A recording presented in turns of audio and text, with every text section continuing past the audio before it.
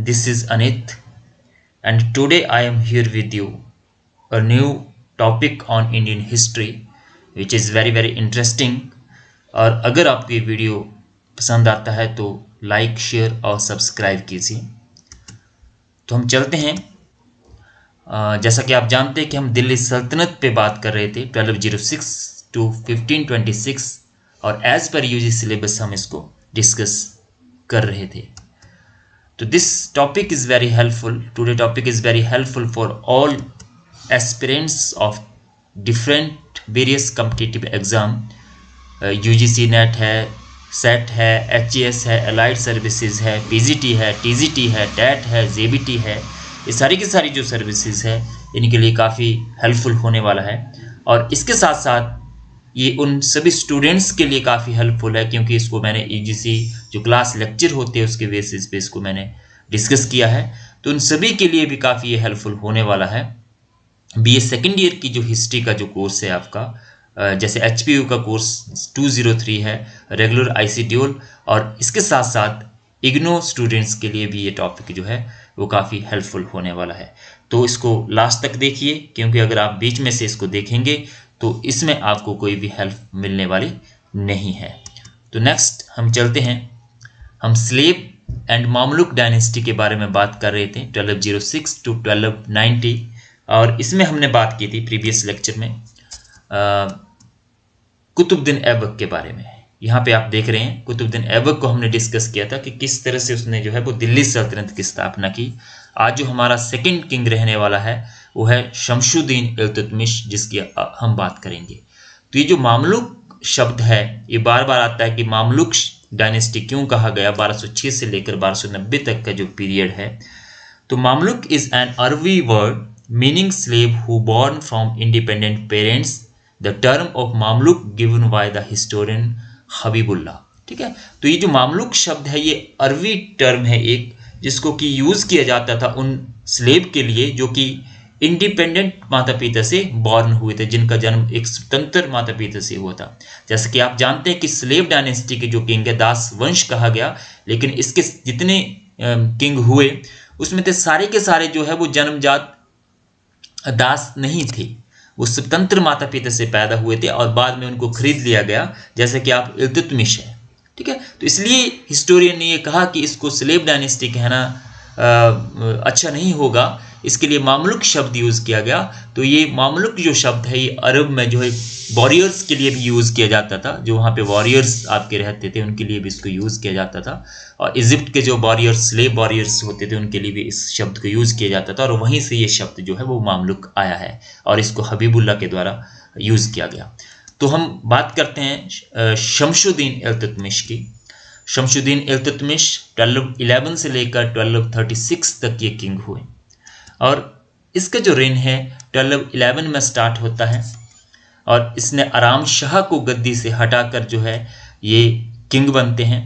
और इसके जो सक्सेसर हुए कि इल्तुतमिश के बाद कौन से किंग हुए उसमें आप देखते हैं रुकनुद्दीन फिरोज जो थे ये इसके सक्सेसर रहे, और 30 अप्रैल 1236 में इनकी मृत्यु हो जाती है। एंड इसका वरील जो है कुतुब मीनार कॉम्प्लेक्स में किया जाता है, और इसके इशू इसके जो संतान हुई नसीरुद्दीन महमूद, रजिया सुल्तान और मुइजुद्दीन बैराम शाह और फिरोज रुकनुद्दीन फिरोज जो है वो इनकी संतान होती है, जैसे कि आप देखते हैं। तो ये जो पूरा का पूरा जो चार्ट है इसमें मैंने दिखाने की कोशिश की है एक नज़र में आपको कि इसका जो स्टार्टिंग है वो कैसे होती है। ठीक है, तो नेक्स्ट हम चलते हैं। इसमें अर्लियर लाइफ के बारे में हम डिस्कस करेंगे। 1211 से लेकर 1236 तक इसका जो पीरियड है वो कैसा रहा। तो इल्तुतमिश ने अपना जो अधिकतर जो जीवन था वो बुखारा और गजनी में स्पेंड किया, डिफरेंट मल्टीपल मास्टर्स के अंडर। उसको खरीदा गया, कभी किसके द्वारा खरीदा गया, कभी किसके द्वारा खरीदा गया। एंड ही वॉज बोर्न इलवारी ट्राइब्स इन मिडिल एशिया। मध्य एशिया का जो एक इलवारी जो ट्राइब्स था उसमें इनका जन्म हुआ, इसलिए जो इनके आने वाले जो सक्सेसर है उनको इलवरी तुर्क भी कहा जाता है, इलवरी डायनेस्टी भी इसको कहा जाता है, ये जो पर्टिकुलर पीरियड है। इसके बाद इन द लेट 1190s, इसके बाद 1190 के बाद जो है गौरी का जो स्लेव कमांडर था कुतुबुद्दीन ऐबक, उसके द्वारा इसको परचेज कर लिया गया। Purchase him in Delhi finally, thus making him the slave of a slave। ठीक है, इसलिए क्या कहा गया इसको कि एक जो आप जानते हैं कि कुतुबुद्दीन ऐबक जो था, जो कमांडर था गौरी का, वो उसका दास भी था। तो एक दास के द्वारा एक दास को खरीदा गया, इसलिए इल्तुतमिश को कहा गया कि ये slave of slaves, slave of a slave. ठीक है, कि दासों का दास इसको जो है वो कहा जाता है। और इसके बाद इंपॉर्टेंट इक्ता ऑफ बदायूं। ठीक है, तो बदायूं का एक इक्ता इसको दिया जाता है। और इसकी जो मिलिट्री अचीवमेंट थी, यहाँ पे आप देखते हैं द खोखरों के विरुद्ध जो खोखरों का रिवेल्स हुआ 1205 और 6 में, उसको सप्रेशन के लिए इसको भेजा गया इल्तुतमिश को, और काफी बहादुरी से इसने इसको शॉर्ट आउट किया इस प्रॉब्लम को।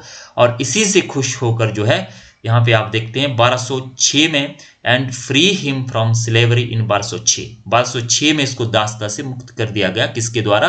कुतुबुद्दीन ऐबक के द्वारा। तो ये क्वेश्चन भी आपको एग्जाम में आता है कि कब इसको स्लेवरी से जो है वो कुतुबुद्दीन ऐबक के द्वारा फ्री कर दिया गया। तो ये है 1206।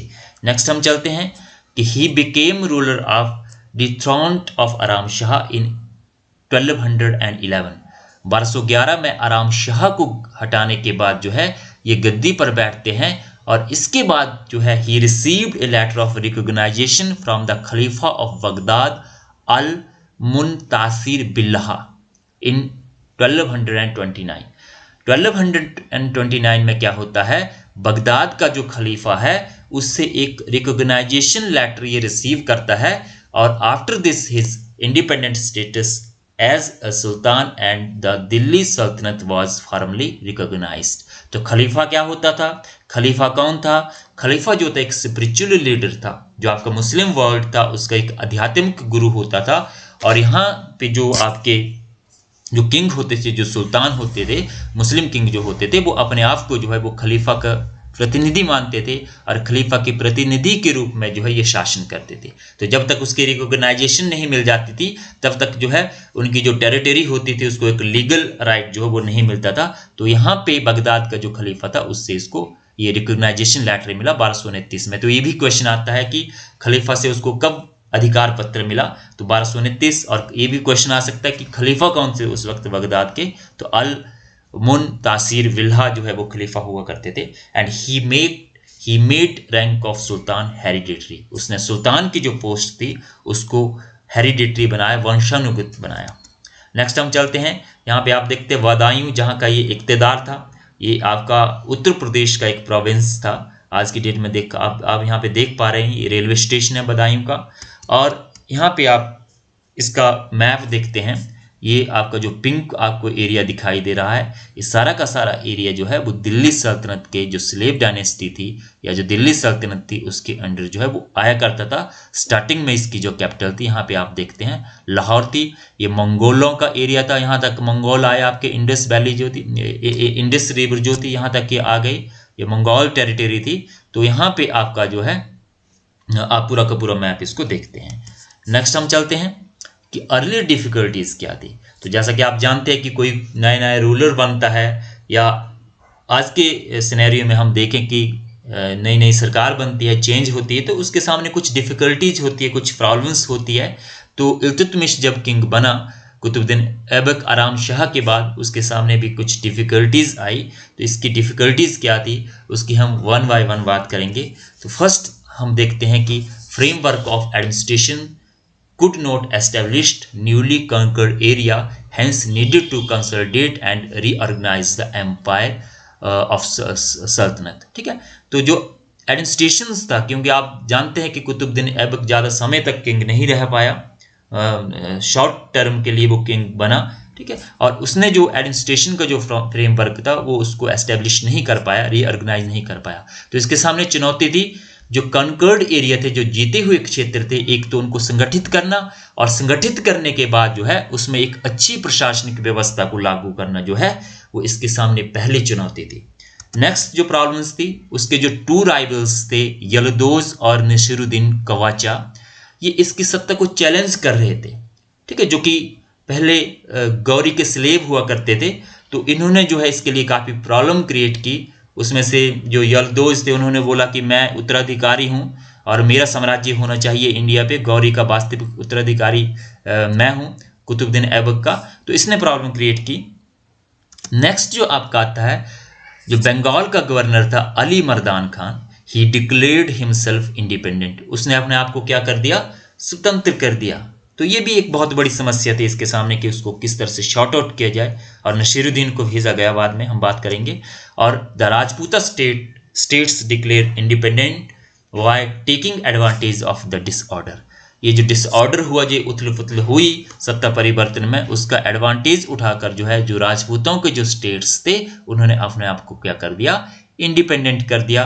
तो ये भी एक समस्या थी। और जो सबसे जो मेन समस्या थी वो थी प्रॉब्लम्स ऑफ मंगोला इन्वेजन इमर्ज्ड, जो मंगोलों की जो समस्या थी इंडिया के ऊपर आक्रमण करने की, वो यहाँ पे उभर कर आती है 1221 में, 1221 में। तो ये किस तरह से इसने शॉर्ट आउट किया, इसकी हम आगे बात करेंगे नेक्स्ट। तो मिलिट्री अचीवमेंट इसकी क्या रही, ठीक है, सैनिक उपलब्धियां क्या रही। जैसे कि आप जानते हैं कि एक काफी अच्छा योद्धा था, तो इसमें in the earlier 10 years of his reign he was busy to protecting to his throne from his opponents. तो इसके जो आरंभिक 10 वर्ष का जो कार्यकाल रहा, इसमें इसने कुछ नहीं किया, इसने सिर्फ ये किया कि इसने अपने सिंहासन को अपने जो ओपोनेंट्स थे उनसे बचाने में अपने 10 वर्ष जो है वो खत्म कर दिए स्टार्टिंग के। नेक्स्ट क्या किया इसने, इसकी उपलब्धियां क्या थी। तो पहला, सेपरेशन ऑफ राजपूता, जो राजपूतों के जो स्टेट थे जो इंडिपेंडेंट हो गए थे उनका सेपरेशन किया गया।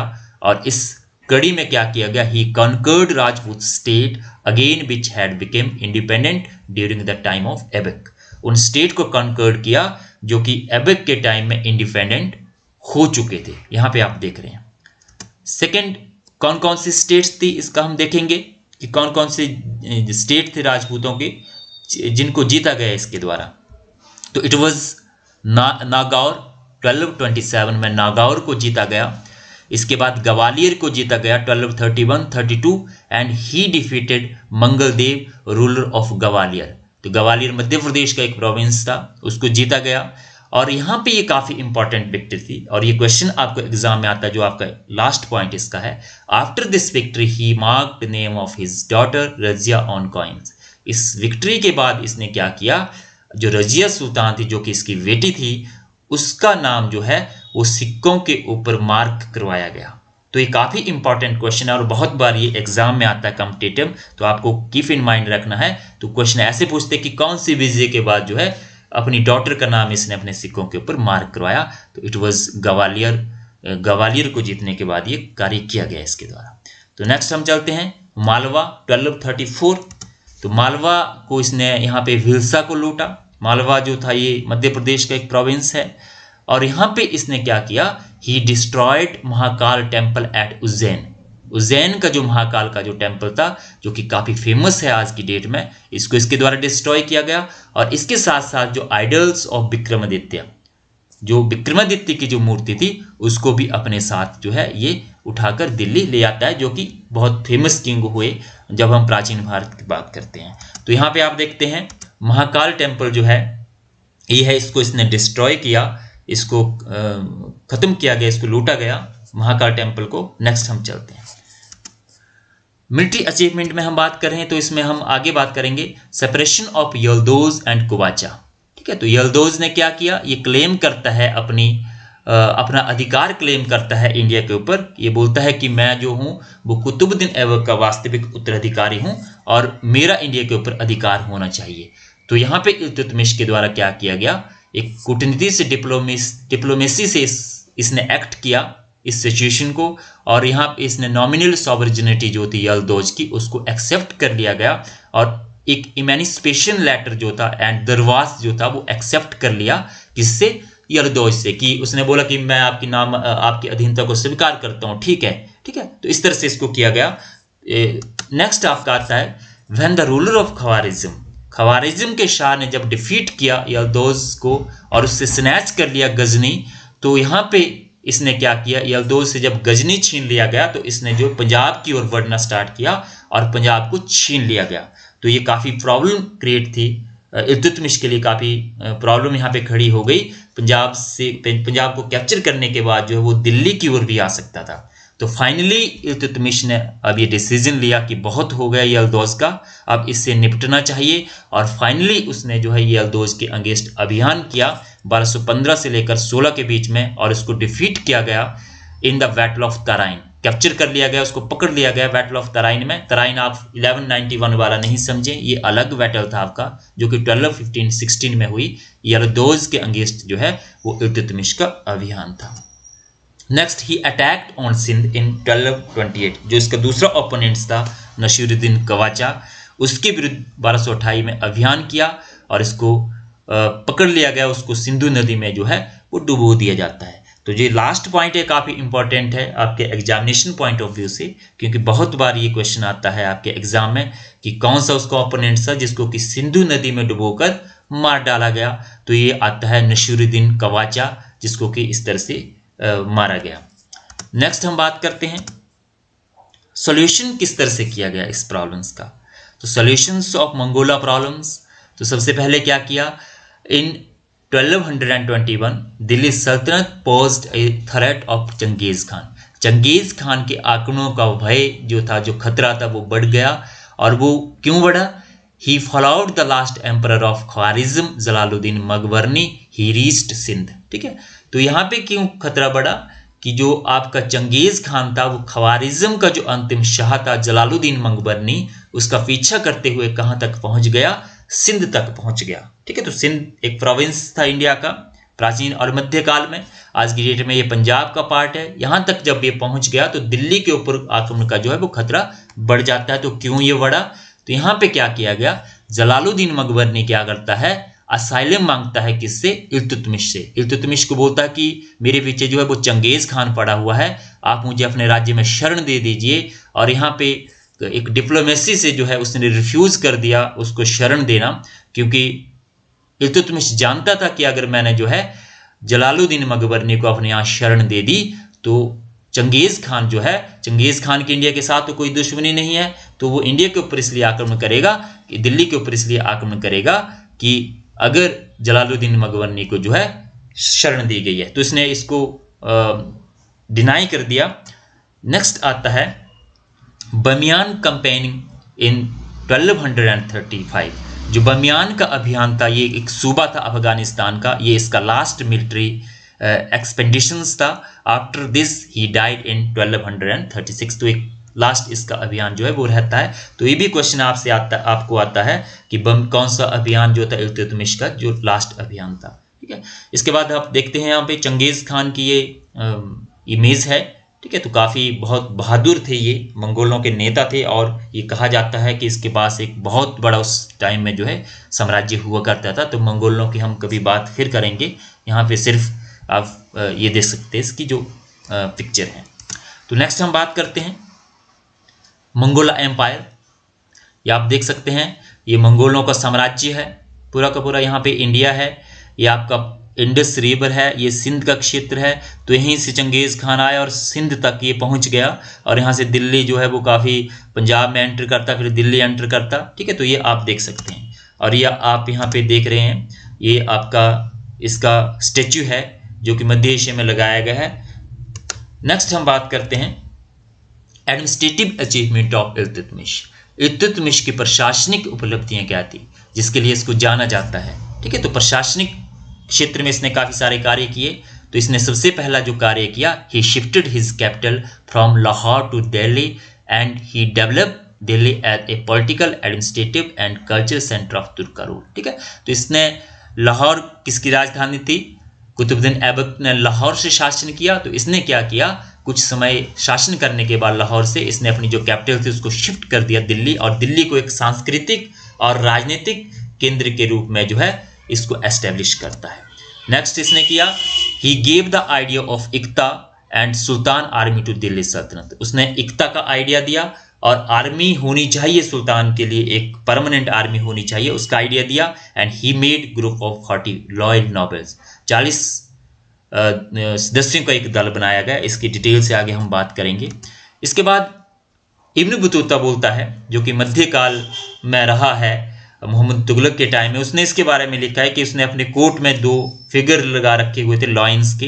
जिसके मुंह में चेन बंधी रहती थी और उसको खींच कर जो है वो कोई भी क्लेम कर सकता था अगर किसी के साथ इनजस्टिस हुआ हो। उसने अपने जो कोर्ट था उसके दरवाजे के ऊपर इसको लगाया होता था।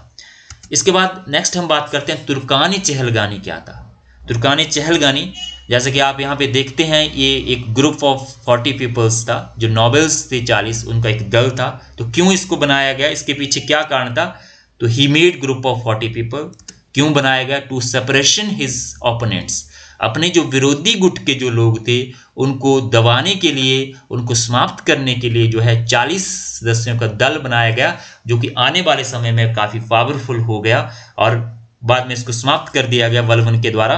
ठीक है, तो ओपोनेंट्स को खत्म करने के लिए इसको किया गया, जिसको कि जाना जाता है तुर्कानी-चहलगानी के नाम से। तो ये क्या था? 40 वफादार सदस्यों का एक गुट था जिसको कि इल्तुतमिश के द्वारा बनाया गया। नेक्स्ट हम चलते हैं कि इक्ता क्या था। What was iqta? तो इक्ता आप सिंपली अगर पढ़ेंगे तो आपको ये लर्न नहीं होगा इसकी डेफिनेशन क्या थी। तो इसमें iqta was a piece of land providing by sultan to their officers in the form of salary instead of money. तो इक्ता एक भूमि का टुकड़ा था जो कि सुल्तान के द्वारा अपने ऑफिसर को दिया जाता था, किसके बदले में? सैलरी के बदले में, जो है मनी के बदले में, जो है मनी नहीं दिया जाता था, उनको पैसे नहीं दिए जाते थे, उसके बदले में एक भूमि का टुकड़ा दिया जाता था जिससे कि वो अपना गुजारा करते थे। ठीक है, तो इस तरह का एक भूमि का टुकड़ा रहता होगा जिसको कि सुल्तान के द्वारा दिया जाता था कि ये भूमि का टुकड़ा है, इससे जो टैक्स आएगा उससे आप अपना गुजारा कर सकते हैं। ठीक है, तो ये इक्ता के बारे में थोड़ा सा हम जाएंगे बैकग्राउंड में कि क्या था ये। तो दिस सिस्टम जो था मेनली अरबियन कंट्री में ये प्रैक्टिस में था, पर्शिया, ईरान में और मिडल और वेस्टर्न एशिया में जो है ये प्रैक्टिस में था। इन इंडिया रीजन की अगर हम बात करें तो Hansi in Haryana was the first iqta given by Mohammad Ghori to Aibak in the form of iqta. ठीक है, तो this was first iqta in India. तो पहला इक्ता जो था, ये भी क्वेश्चन आपको एग्जाम में आ सकता है कि हांसी जो हरियाणा में है ये पहला इक्ता था जो मोहम्मद गौरी के द्वारा किसको दिया गया? कुतुबुद्दीन ऐबक को दिया गया। After some time the territory of Uch Sindh given to Nasiruddin Qabacha as an iqta by Ghori. ठीक है, उसके बाद उच्च का जो क्षेत्र था सिंध, उसको नसीरुद्दीन कवाचा को दिया गया मोहम्मद गौरी के द्वारा एक इक्ता के रूप में। And in India the idea of administrative practice of iqta was by Iltutmish to ending the feudal system of Rajputa and connecting for reaching areas of Sultanate with the center. He had himself iqta of Badaun before kingship. ठीक है, तो एक administrative जो structure था इक्ता का, एक प्रशासनिक जो स्ट्रक्चर था, उसके रूप में जो है इल्तुतमिश के द्वारा इंडिया में इसको स्टार्ट किया गया। राजपूतों को जो फ्यूडल सिस्टम था उसको समाप्त करने के लिए और जो दूर दराज के क्षेत्र थे उनको सल्तनत जो सेंटर था उस तक जोड़ने के लिए, और खुद भी आप जानते हैं राजा बनने से पहले ये एक इक्तादार था। इसके बाद नेक्स्ट हम बात करते हैं आर्ट एंड लिटरेचर के क्षेत्र में इसकी क्या उपलब्धि रही। तो यहाँ पे हम देखते हैं he completed work of Qutub Minar. तो प्रीवियस लेक्चर में हम किया था कि कुतुब मीनार का जो कार्य था वो किसके द्वारा स्टार्ट किया गया? कुतुबुद्दीन ऐबक के द्वारा स्टार्ट किया गया, उसको वो कंप्लीट नहीं कर पाता है, तो यहाँ पे कंप्लीट किया गया कुतुब मीनार के द्वारा। और इसके साथ साथ हौज शमशी जो कि इसके वेस्टर्न पार्ट में एस्टेब्लिश है, उसको भी इसके द्वारा बनाया गया। इसके साथ साथ मदरसा बनाया गया। ठीक है, एक मदरसा बनाया गया कुतुब मीनार के आसपास। तो ये इसकी उपलब्धि थी आर्ट के क्षेत्र में। जो दूसरी जो महत्वपूर्ण इसकी अचीवमेंट थी, he introduce new currency system adopting the pure Arabic method. ठीक है, प्योर अरबी मेथड को अडॉप्ट करते हुए इसके द्वारा जो है न्यू करेंसी सिस्टम अडॉप्ट किया गया, जो कि टंका था, टंका ऑफ सिल्वर। टंका किसका बना था? सिल्वर का। और जितल ऑफ कॉपर, और जितल जो था वो कॉपर का बना हुआ था। तो यहाँ पे आप देखते हैं ये जितल है जो कि आपका तांबे का बना हुआ था। यहाँ पे आप देखते हैं ये टंका है जो कि चांदी का बना हुआ था और इसकी वैल्यू रखी गई 172.8। तो क्वेश्चन आपको पेपर में किस तरह से पूछते हैं कि टंका जो है वो किस धातु का बना था, तो आपको पता होना चाहिए सिल्वर का बना था। जीतल जो था वो किस धातु का बना था? कॉपर। इस तरह के क्वेश्चन जो है वो घुमाकर आपको एग्जाम में जो है वो पूछे जाते हैं, कॉम्पिटिटिव एग्जाम में पूछे जाते हैं। ठीक है, तो ये काफी महत्वपूर्ण है। नेक्स्ट क्या किया गया? इसके दरबार में ये विद्वानों का संरक्षक था। तो मिन्हास उस सिराज जो कि इसके कंटेम्प्रेरी हिस्टोरियंस थे, इसके दरबार में रहते थे।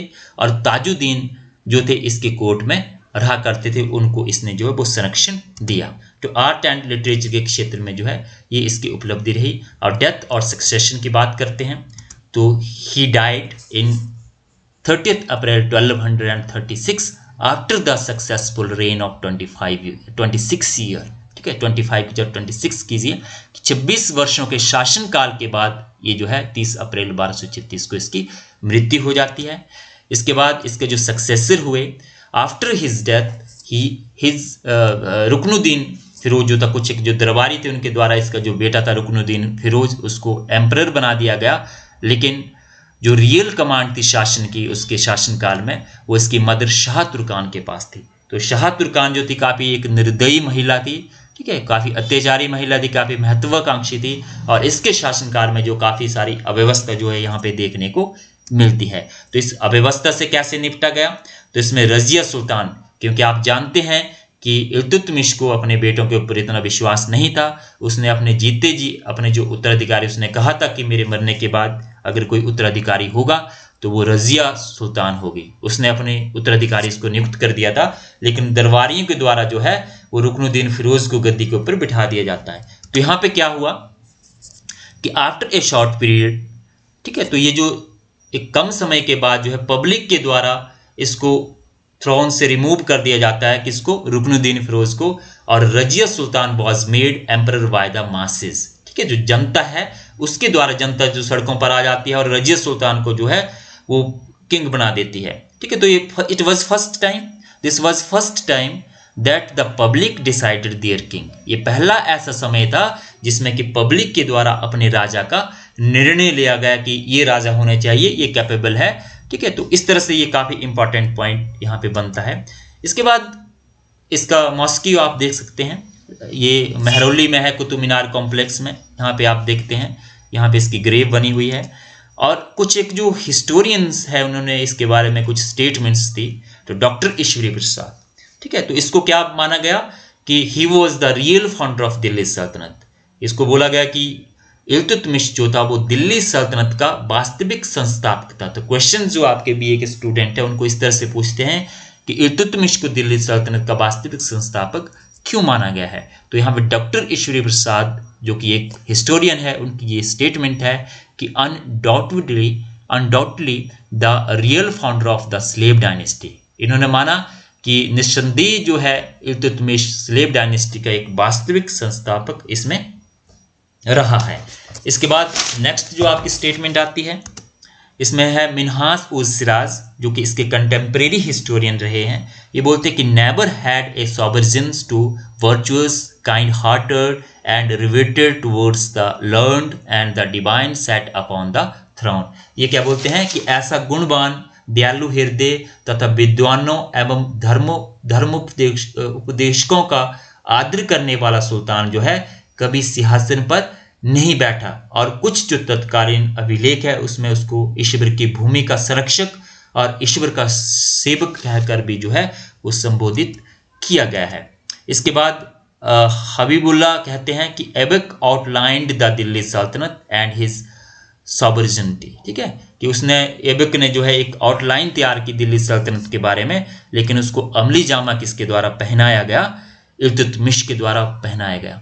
तो आई होप इस वीडियो से आपको काफ़ी हेल्प मिलेगी। जो कॉम्पिटिटिव एग्जाम की तैयारी कर रहे हैं उनके लिए मैं आगे आने वाले समय में जो है एंशिएंट इंडिया पे एक लेक्चर सीरीज स्टार्ट करूंगा, मॉडर्न इंडिया पे एक लेक्चर सीरीज स्टार्ट करूंगा। तो इस वीडियो को आप लाइक कीजिए, शेयर कीजिए और चैनल को सब्सक्राइब कीजिए आने वाले, ताकि मैं वीडियो आपके लिए इंटरेस्टिंग वीडियो लेकर आता रहूं। और कोई सजेशन हो तो कमेंट बॉक्स पे आप लिख सकते हैं, या किसी टॉपिक पे पर्टिकुलर वीडियो बनाना हो तो आप मुझे कमेंट बॉक्स में लिख सकते हैं। And thanks for watching. मैं आने वाले समय में और वीडियो आपके साथ लेकर आऊँगा। तो please like, share and subscribe my channel. Thank you very much.